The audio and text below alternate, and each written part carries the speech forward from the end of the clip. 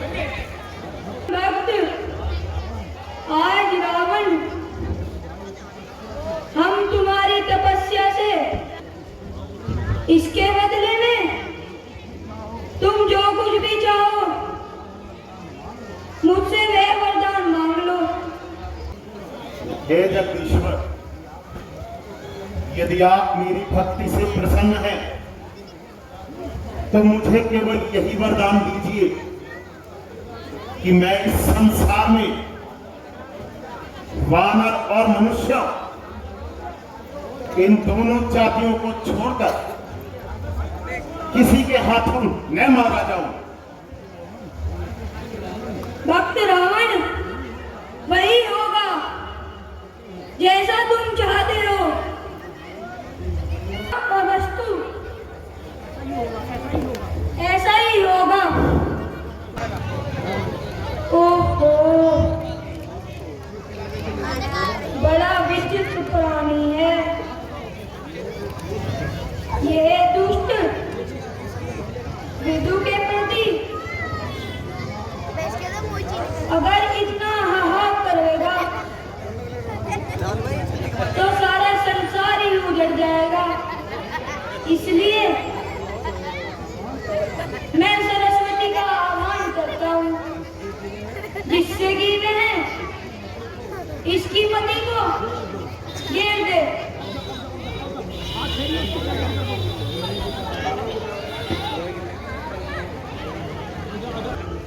कुंभकर्ण, मैं तुम्हारी तपस्या से बहुत अधिक प्रसन्न हूँ, इसलिए तुम जो चाहो वो वरदान मांग सकते हो। हे प्रभु, ये आप मेरी भक्ति से प्रसन्न हैं तो मुझे यही वरदान दीजिए कि मैं 6 महीने सोया करूं और एक दिन जागा करूं। एवं अवस्तु ऐसा ही होगा। हे पुत्र विभीषण, जो तुमने तपस्या की है हम उससे बहुत अधिक प्रसन्न है। वही वरदान हमसे मांग लो। हे पूज्य, यदि आप मुझसे प्रसन्न हैं तो मुझे यही वरदान दीजिए कि भगवान के चरणों में हमेशा मेरी निर्मल प्रीति बनी रहे। सब कुछ तुम्हारी इच्छा अनुसार ही होगा।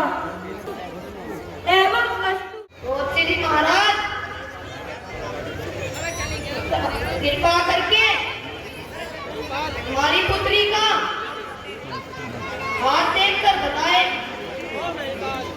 उसका विवाह प्रदीप कब और कैसे होगा।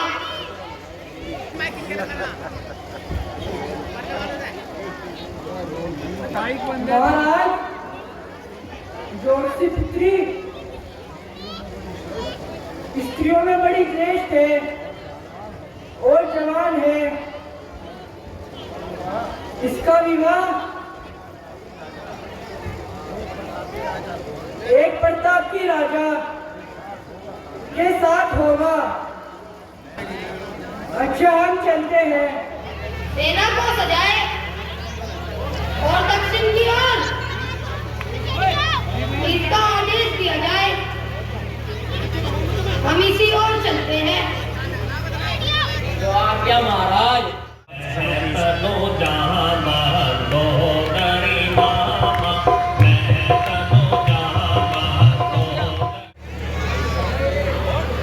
आपको बड़े शूरवीर प्रतापी मानव होते हैं।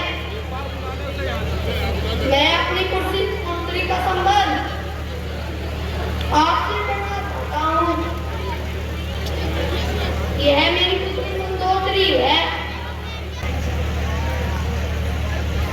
परंतु आपका क्या परिचय है?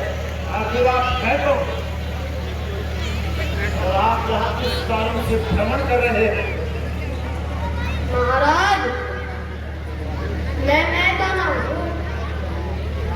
आप मेरी पुत्री से विवाह रचाए, तब मैं आपके समक्ष आगे की योजना बताऊंगा। तुम्हारी पुत्री के साथ विवाह स्वीकार है। शुभ मुहूर्त में यह कार्य संपन्न हो जाए। आप तो बड़े सूरवीर और प्रतापी है। मैं आपको बताता हूँ, इंद्र के वीर इंद्रिका पर्वत पर तरवारी किया है, जिसका नाम अलका है। तो हमें क्या करना चाहिए? आप वहां जाकर बात करें। हे भाई कुंभकर्ण और दुर्योधन, तुम मंदोदरी को लेकर महलों में जाओ। हम इनकी योजना पर विचार करते हैं। मैं और मेरी सेना आपके साथ है। चलिए, उनका पर चढ़ाई की जाए। रावण का विवाह हुआ, उधर से आपके बीच दिखाया गया। और ये रावण का दरबार आपके बीच होने जा रहा है।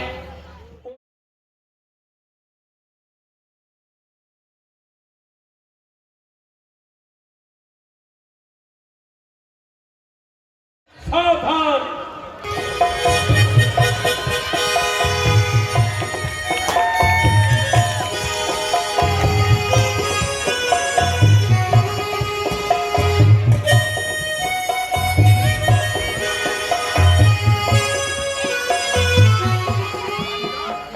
दरबार की शोभा को बढ़ाया जाए और अप्सराओं को बुलाया जाए।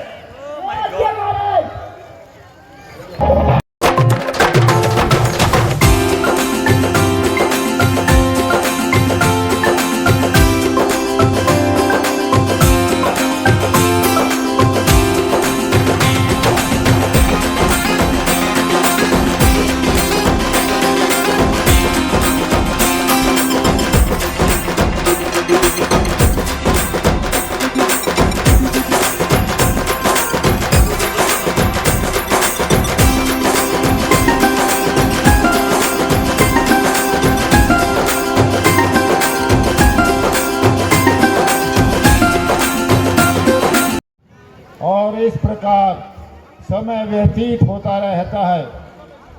रावण लंका पर अपना अधिकार करके आराम में और सारी तरफ मालूम करते हैं कि उनका कोई शत्रु तो जीवित नहीं है। इस प्रकार उधर महलों में उनके यहाँ पुत्र का जन्म होता है। अपना आसन ग्रहण करो। जैसी आज्ञा पिताजी। एक नृत्य का आयोजन और किया जाए।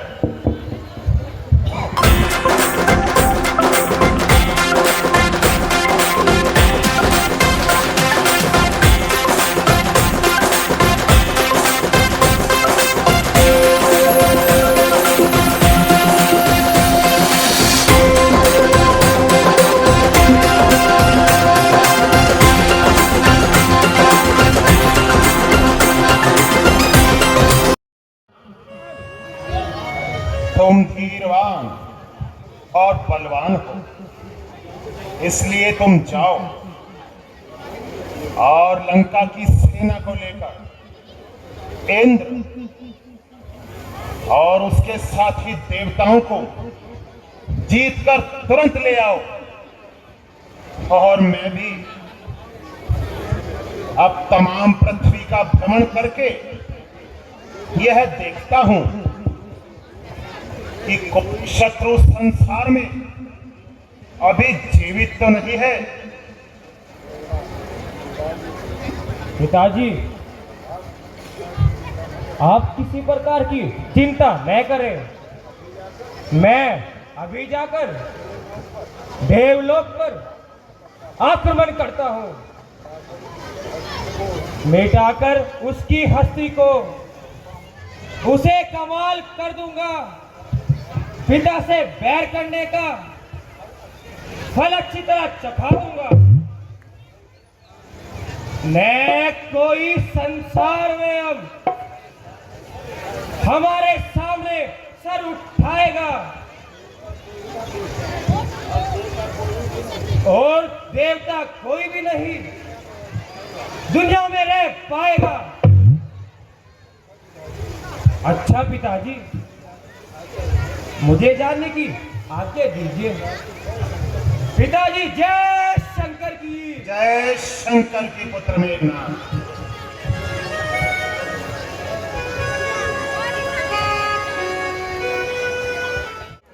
चलते चलते हमारा विमान क्यों रुक गया? हुआ है किसका साहस जो मरे पत्थर से टकराकर पड़ा है कौन मृत्यु के मुख में मेरे सामने आकर?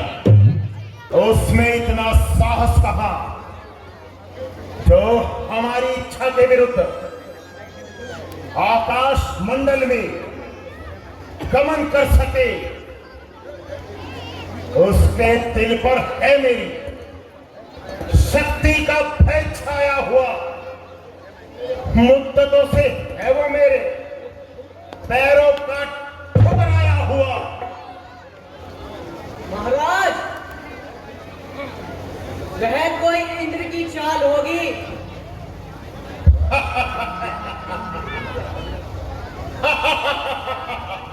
इंद्र की चाल? इंद्र जैसे नीच से मेरा कोई नाता नहीं।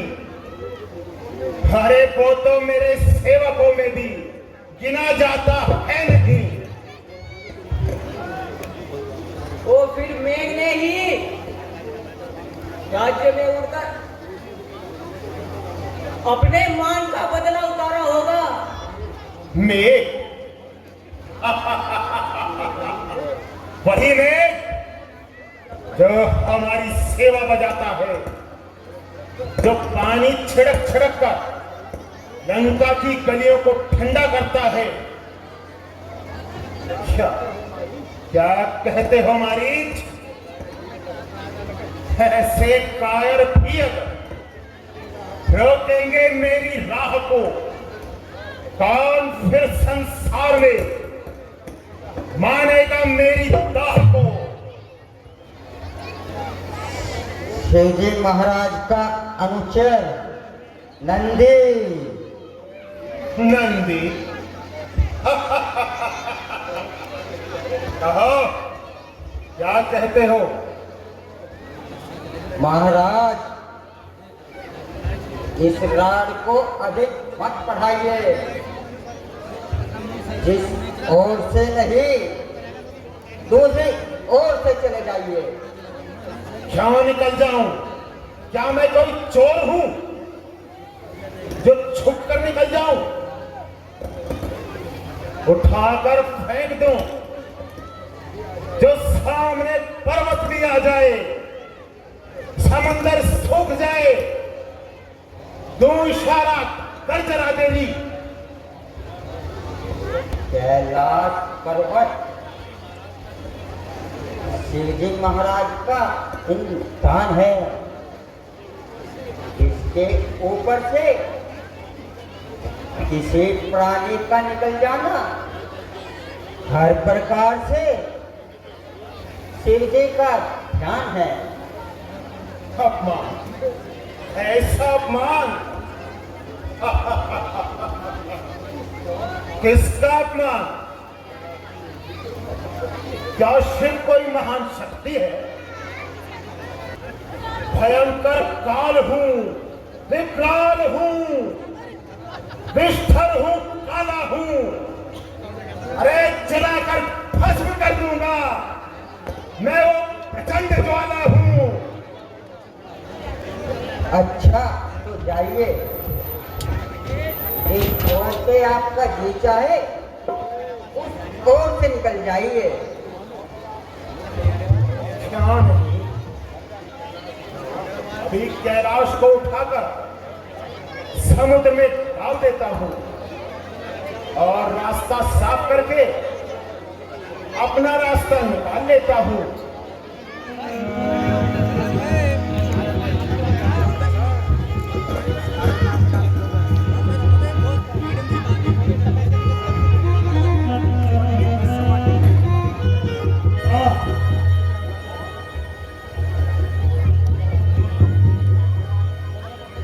और को अधीन करने वाले अपार बल, आज तू कहां सो गया? ऐ देवताओं को परास्त करने वाली भुजाओं, आज तुम्हें क्या हो गया है? बढ़ाता हूं यदि साहस तो हृदय कांप जाता है। लगाऊं हाथ जब कैलाश को तो कांप जाता है। न जाने हो गया बलहीन, दिल बलवान क्यों मेरा, कराया इस जगह पर आकर अपमान क्यों मेरा। क्या कैलाश को उठाने में क्या पश्चाताप है? कहाँ है वह जो जिससे उठाई थी जमे सिर पर? कहाँ है वह तेज जिस पर बहाई शेख यावर पर? ठहरो, एक बार फिर से मैं प्रयत्न करता हूं।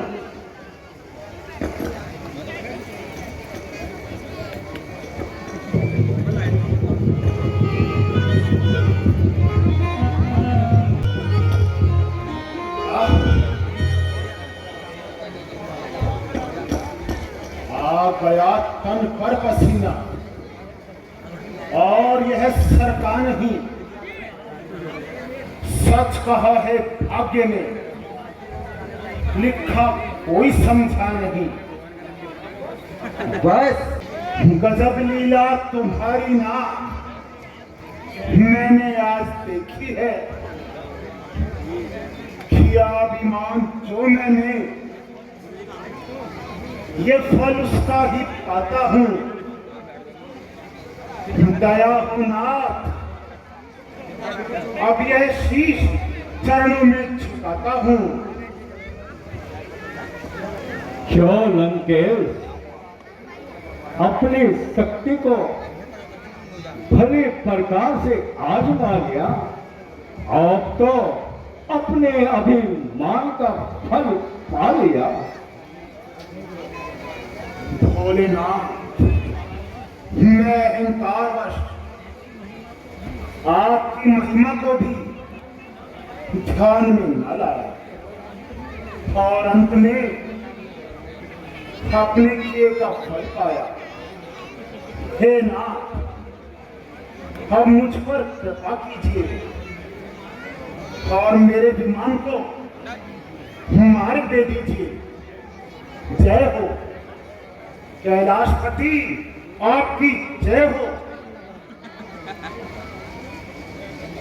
लंकेश, मैं तेरी दीनता और भक्ति पर बहुत प्रसन्न हूं।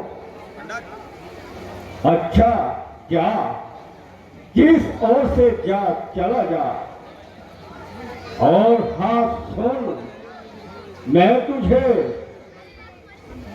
अंतिम प्रसन्न होकर चंद्रहास नामक तलवार देता हूं। यदि इसकी प्रतिदिन पूजा करता रहेगा तो ये सब प्रकार से तेरी रक्षा करेगी। और याद रख, एक दिन भी पूजा करनी भूल गया तो ये मेरे पास चली आएगी और ये तुम्हारी अंतिम घड़ी होगी।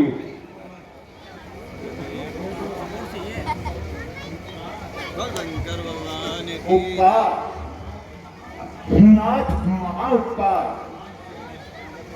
आज से मैं सदा के वास्ते आपका दास रहूंगा और आपके वचनों पर विश्वास रखूंगा। वेदवती वही पुण्य आत्मा थी ने बाद में माता जानकी के रूप में जन्म लिया और वही सुंदर लीला अभी आपके सामने प्रस्तुत होने जा रही है। आप लोग कृपया शांति से बैठे और एक बार जोर से जयकारा लगाएंगे। बोलो सियापति रामचंद्र की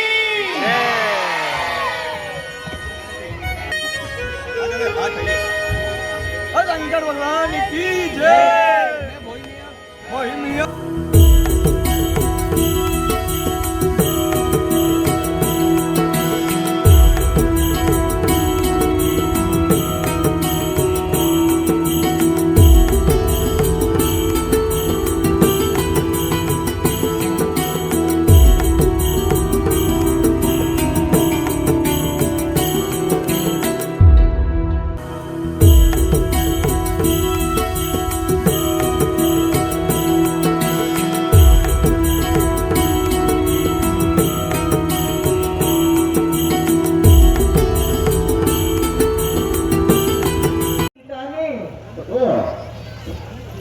प्रण किया है कि मेरे पति विष्णु भगवान ही होंगे, तभी से मैं उनके ध्यान में जीवन बिता रही हूँ। सारे संसार से मुंह मोड़कर उन्हीं के चरणों में लो लगा रही हूँ। प्यारे ने अब तक कृपा नहीं की, निराशा के अंधकार में आशा की जोत नहीं जलाई। कौन जाने कब तक स्वामी मिलेंगे आकर और निस्सेवा मिलेंगे झांक कर या पहचान कर। निर्जन वन में शोभती ऐसी सुंदर नाव जैसे मोती कीच में चमकत है हर बार। नहीं नहीं नहीं, यह तो उससे भी कहीं अधिक सुंदर है। निर्जन स्थान में जो हो कामनी का वास, जो अंधियारी रैन में हो चंद्रदेव का रास। क्या विचार रहे हो महात्मा? सुंदर मुख, विशाल नेत्र, घुंघराले बाल और ये मस्तानी चाल और मन को लुभाने वाला यह अलौकिक रूप कितनी ठिठाई के साथ चित्त पर प्रभाव डाल रहा है। कितने आकर्षण एक साथ मिलकर दिल चुराने की चेष्टा कर रहे हैं। निसंदेह यदि शारीरिक और मानसिक बल पर विजय पाने वाली कोई शोभा है तो केवल इस चंद्रमुख की शोभा। जहां चल जाए तीखे वहां इन नैनों के तीरों के नहीं कुछ काम दे सकते वहां हथियार वीरों के।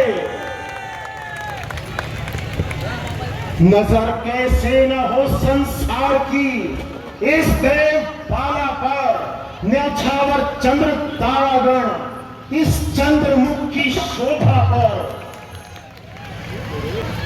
ज्ञानी पुरुष, विचारों की उलझन को छोड़िए और अपना तात्पर्य प्रकट कीजिए। ओह, भूल गया, बड़ी चूक हुई। हाँ बेटे, बताओ तुम हो कौन? मैं कुष्ठध्वज ऋषि की कन्या और मार्ग से भटकी हुई एक अनाथ बालिका हूँ। संसार की पिसराई हुई 3 चौगन हूँ। तो फिर इस वन में भ्रमण करने का क्या कारण है? क्या अभी तक तुम्हारा पानी ग्रहण संस्कार नहीं हुआ? हो चुका। सदा से आज तक जिसका सभी वेदों ने गुण गाया है, जो विष्णु विश्व का और लोक का आधार कहलाया है, जिसे 14 भवन और 3 युग भगवान कहते हैं, उसी को बस मेरा जीवन मेरा पति ध्यान कहते हैं। कल्पना, झूठी कल्पना। मृग तृष्णा के पीछे दौड़ने वाली मृगी क्या धूप को मुट्ठी में बंद करना चाहती है? इच्छा पूरी हो या ना हो, किंतु मैं अपने विचार को नहीं छोड़ सकती। एक बार जिसे अपना पति मान लिया, उससे मुख कदापि मोड़ नहीं सकती। ये खाड़ा रंग है जो चढ़ गया हृदय के दर्पण पर। ये सच्ची कामना है पार जो उतरेगी साधन पर। संसार के सभी सुख बार बार नहीं मिला करते। भोगों के साधन नित्य इकट्ठा नहीं हुआ करते। समय आया है ज्ञानी, पाप के रास्ते पर चलते हैं। अनोखी बात है जो वज्र भी मुट्ठी में घलते हैं। समझा मति मंद भागिन वाला, अब तेरा तात्पर्य समझा। तू अपनी बुद्धि से लाचार है, तभी तो रावण का कहना मानने से तुझे इनकार है। मूर्ख, मेरे क्रोध की प्रचंड अग्नि में कूदकर तू अपने आप को क्यों स्वाहा करना चाहती है? जो कार्य हम अपनी इच्छा से नहीं करना चाहते, उसे ही करने के लिए हमें विवश कर रही है। अरे देखता हूं कौन तुझको बचाने आएगा।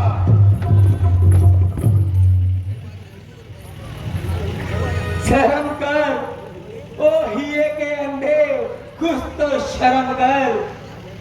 रावण दुखी को मत दुखा, खुद ही मैं बेकरार हूँ।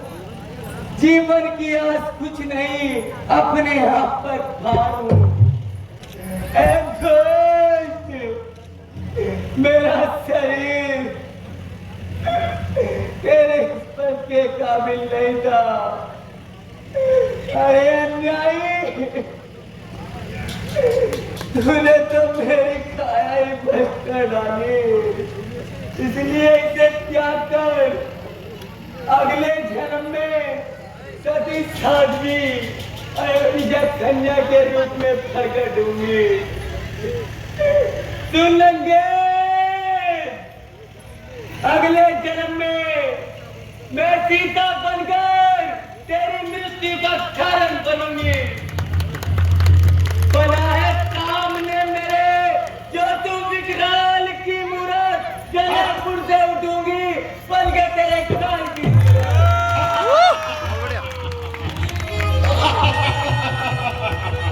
देखा जाएगा।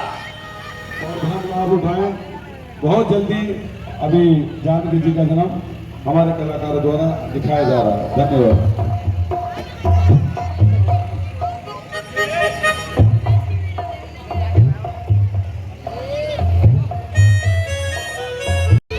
हेलो हेलो, स्टेज पर पानी लेके आओ।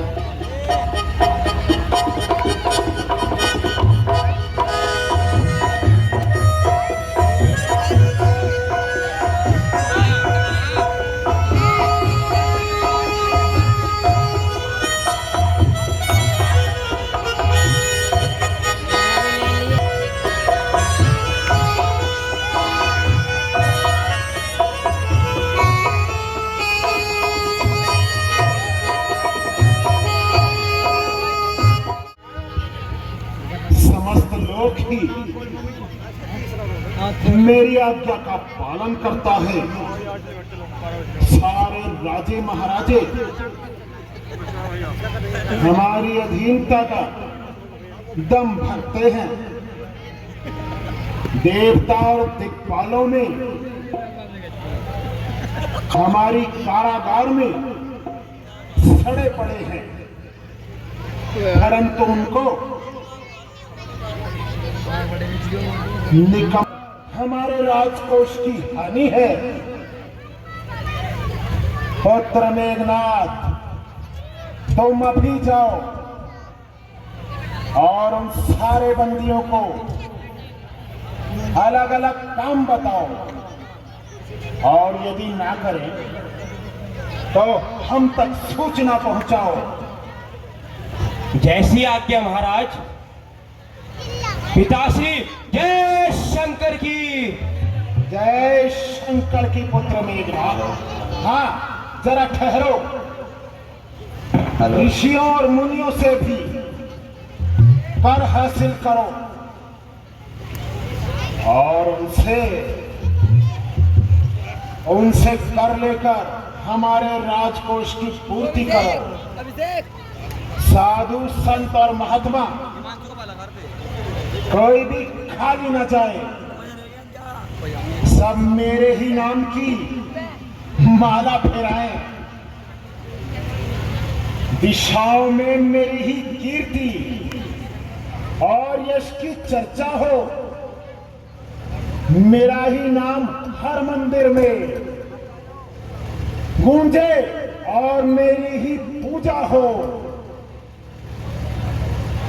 बहुत अच्छा पिताजी, आपकी आज्ञा सिर पर धारण करता हूं और ये संदेश समस्त संसार में पहुंचाता हूं। हर एक मगरूर को मैं लंका का दास बना दूंगा। हर एक के दिल पर आपके नाम का सिक्का जमा दूंगा। शाबाश पुत्र, शाबाश। हमें तुमसे ऐसी ही आशा है। और हाँ, जरा मनादी वाले को भी हमारे सामने हाजिर कर देना। जाओ पुत्र, अब विलंब मत करो। दिनों दिन बढ़ती जा रही है। अब देवलोक पर भी हमारा शासन होगा।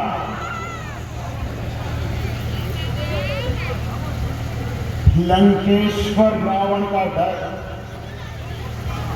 सबको सता रहा है। रावण की यह संस्कृति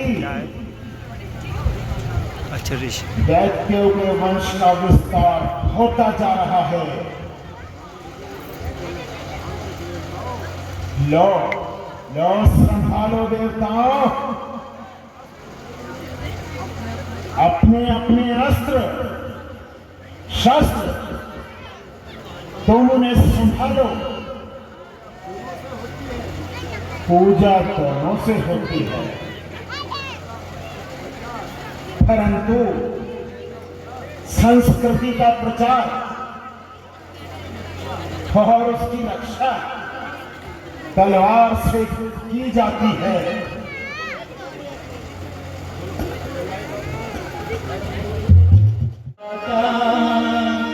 मन का विश्वास कमजोर होगा, इतनी शक्ति हमें दे रहा था।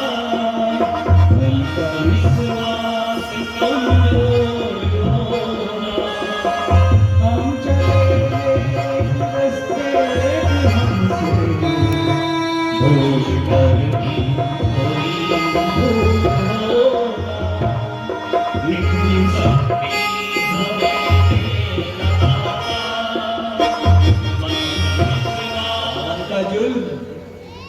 दिन पर दिन बढ़ता जा रहा है। पता नहीं कब इनका विनाश करने वाले इस पृथ्वी पर प्रकट होंगे। हम अपने ध्यान में बैठते हैं।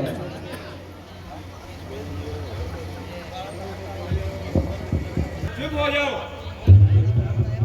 ये क्या बकवास लगा रखी है? न हमारा भय है और ना ही रावण की आज्ञा का कोई वास है।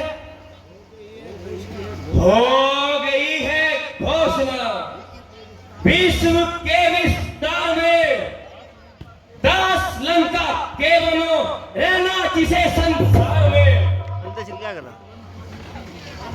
अब उसके बाद रावण किसी की रट लगाना छोड़ दो और के आगे जगत में सर झुकाना छोड़ दो। अरे मोर, हम भगवान को छोड़ गए, जगत में और किसी के आगे सिर नहीं झुकाते। त्यागी पुरुष किसी की आज्ञा मानने को विवश नहीं किए जाते। ये आज्ञा प्रेमियों के गृहस्थ हर बार चलती है। गृहस्थी के लिए ही हुक्म और सरकार चलती है।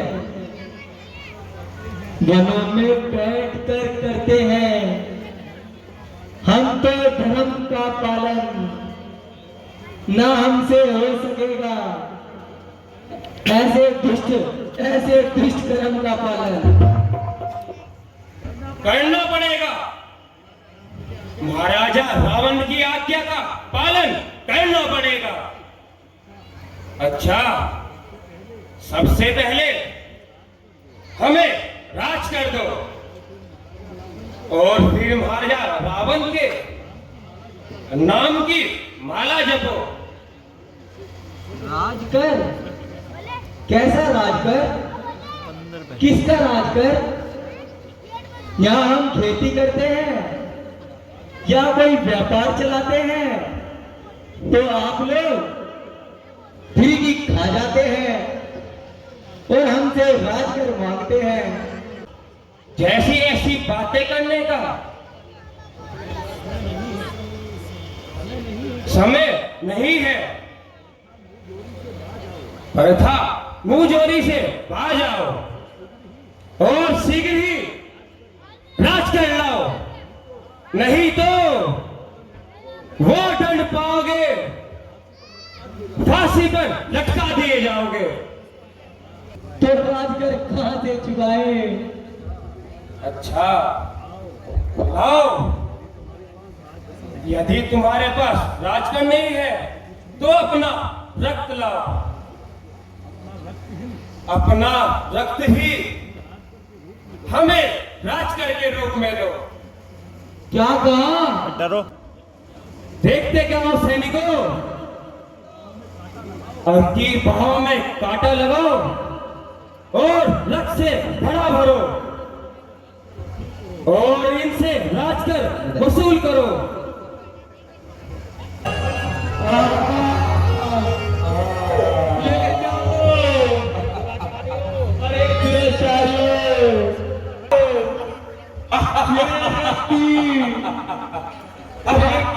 धारण करेगा और विकराल काल मरकर तुम सबका नाश करेगा। निर्दोषों का खून कभी ना व्यर्थ जाएगा। लगेगा तब पता तुझको, तब ये बात रंग लाएगा, रंग आएगा। अरे देखा जाएगा जो भी होगा। चलो सैनिकों। जय शंकर के पुत्र मेघनाथ, कहो क्या समाचार लाए हो? महाराज, आपकी आज्ञा सारे संसार में सुना दी है। बड़े बड़े अभिमानियों की गर्दन झुका दी गई है। अब सारे संसार में आपके ही नाम की पूजा हो रही है। हमारे नाम से सभी ऋषि मुनि घबराने लगे हैं। क्या कर रहा? शाबाश पुत्र शाबाश, हमें तुमसे ऐसी ही आशा थी। परंतु महाराज, यहाँ से चलते हुए हमें एक करोड़ श्राप दिया है। क्या श्राप दिया है? जरा हम भी तो सुने। बोलो बोलो पुत्र। जी महाराज, यह है रक्त रूप धारण करेगा और विकराल काल बनकर हम सबका नाश कर देगा।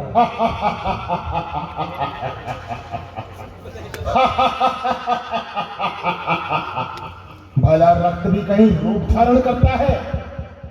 मूर्ख, महामूर्खता की बात। पुत्र, ऐसा कदापि नहीं हो सकता। सुनो, ध्यान से सुनो और सब जगह की राजाओं ने हमारी दासिता स्वीकार कर ली है, परंतु मिथिलापुरी का राजा जनक, जिसने आज तक हमारी दासिता स्वीकार नहीं की है, कहते हैं कि जिस भूमि में ऐसा रक्त गाड़ दिया जाए वहां प्रेम पड़ता है। जाओ, हम तुमसे मिथिलापुरी की सीम गाड़ाओ।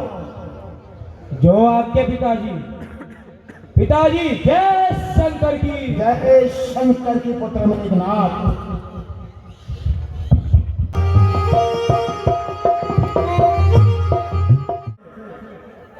हमारी प्रजा की कुशल सुनने में नहीं आई। यदि कोई समाचार है तो हमें सुनाओ। महाराज, जहाँ आप जैसे धर्म के राजा हो, वहाँ की प्रजा में किसी प्रकार का कष्ट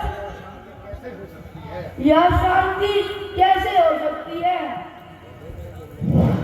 हाय हाय हाय हाय, मर गए, बचाओ।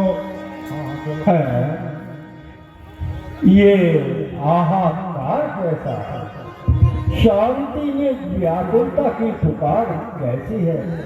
दुखी है कौन? देखो कौन फरियाद लाया है। कोई रोगी है या किसी का दुख सताया है? महाराज, बहुत दिनों से जल नहीं बरसा। हमारे बच्चे भूखे मर रहे हैं। हमारे देश में अकाल मचा है महाराज। देखो इनकी शिकल भी कैसी हो गई है, क्योंकि इन्हें भरपेट भोजन नहीं मिल रहा है। दीन प्रजा, मुझे तेरी दशा पर रोना आता है। ये अकाल पीड़ित मुझे खोज के आंसू रुला रहे हैं। भला किस काम आएगी यह संपदा सारी? हुई है राज्य में व्याकुलता जो प्रजा सारी।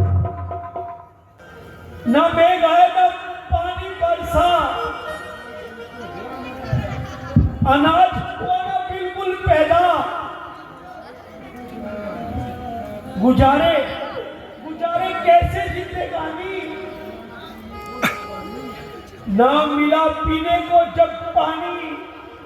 महाराज देखिए मेरे बच्चे कैसे भूख से व्याकुल हो रहे हैं।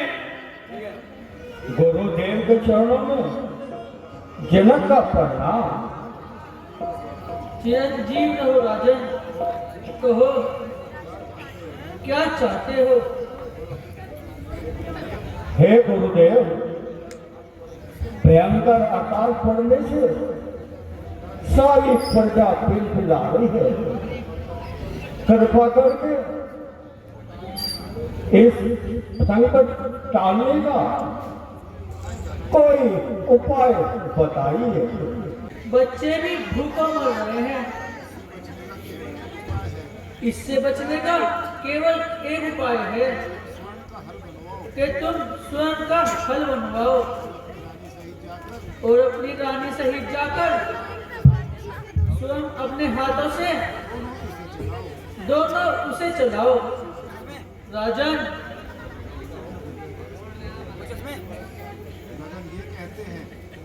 लगन ये कहते हैं कि इस विधि से यह संकट अवश्य दूर होगा। राज दरबार में बहुत अच्छा गुरुदेव, ये तो कुछ भी नहीं है। प्रजा के हित के लिए मैं हर उपाय करने के लिए तैयार हूँ। हाँ ठीक है, जाओ राजन। जो आज्ञा गुरुदेव।